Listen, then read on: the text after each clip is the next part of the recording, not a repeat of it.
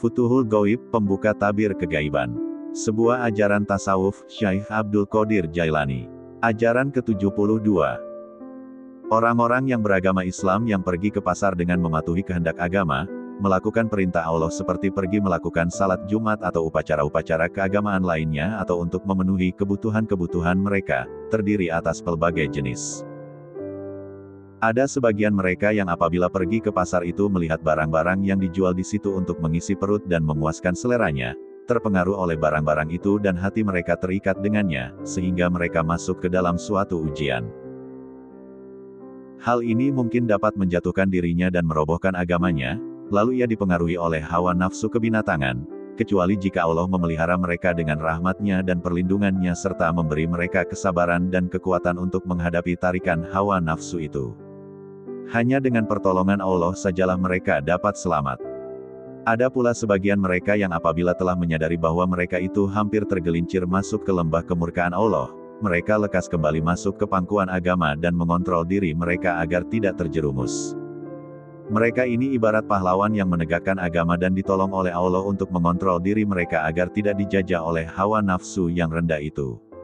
Allah akan memberikan ganjaran kepada mereka di akhirat kelak. Nabi pernah bersabda, 70 perbuatan baik akan dicatatkan untuk orang mukmin, apabila ia membuang kehendak hawa nafsunya ketika ia dikuasai oleh hawa nafsu itu atau apabila ia dapat menguasainya. Beliau bersabda pula, dan sebagian dari mereka ada yang mendapatkan kenikmatan ini, yang berupa kekayaan harta benda dunia, dan menggunakannya dengan karunia dan kehendak Allah, dan mereka bersyukur kepada Allah karena mendapatkan karunia itu. Ada pula di antara mereka yang tidak melihat atau tidak menyadari kenikmatan yang ada di pasar. Mereka buta terhadap selain Allah. Mereka hanya mengetahui Allah saja. Mata mereka buta terhadap yang lain dan telinga mereka pun tuli terhadap yang lain. Mereka sibuk dengan Allah, sehingga mereka lupa kepada yang lain. Mereka ini jauh dari dunia dan kesibukannya.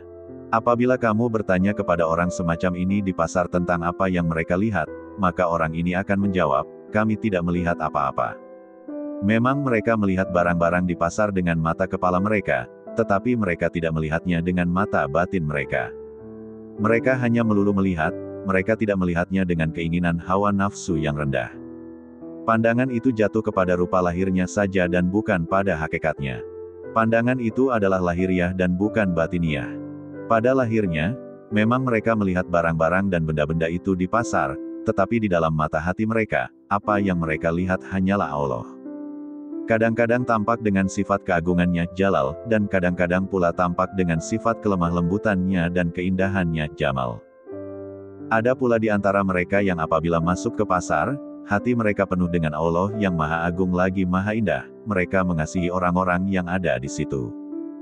Oleh karena perasaan kasih sayang mereka ini, maka pandangan mereka tidak langsung tertumpu kepada barang-barang milik orang-orang pasar dan barang-barang yang ada di hadapan mereka. Sejak memasuki pasar sampai keluar lagi darinya, orang-orang ini tetap berada di dalam salat atau hubungan dengan Allah. Mereka memohon perlindungan Allah dan mendoakan penghuni pasar dengan rasa kasih sayang. Hati mereka memohon kepada Allah supaya penghuni pasar itu diberi kebajikan dan dijauhkan dari kedurjanaan. Mereka tiada henti-hentinya memuji Allah atas karunia dan nikmat yang dilimpahkan kepada mereka. Orang-orang semacam ini dijuluki pengawal kerohanian untuk suatu pasar, bandar dan hamba-hamba Allah. Bisa juga kamu menjuluki mereka sebagai orang-orang yang memiliki ilmu marifat, para abdal, orang-orang wara, orang-orang yang mengetahui perkara nyata dan perkara gaib, orang-orang yang dicintai Allah, tujuan terakhir dari Allah, Khalifah Allah di atas muka bumi, duta Allah, orang-orang yang menjalankan kebaikan dan kenyataan yang manis, orang-orang yang mendapatkan bimbingan ke jalan yang lurus dan benar, dan pembimbing rohani. Inilah kekasih Allah. Semoga Allah melimpahkan rahmat dan hikmat-Nya kepada orang-orang semacam ini dan siapa saja yang menghadapkan wajahnya kepada Allah serta kepada mereka yang mencapai puncak ketinggian kerohanian. Bersambung ajaran ke-73.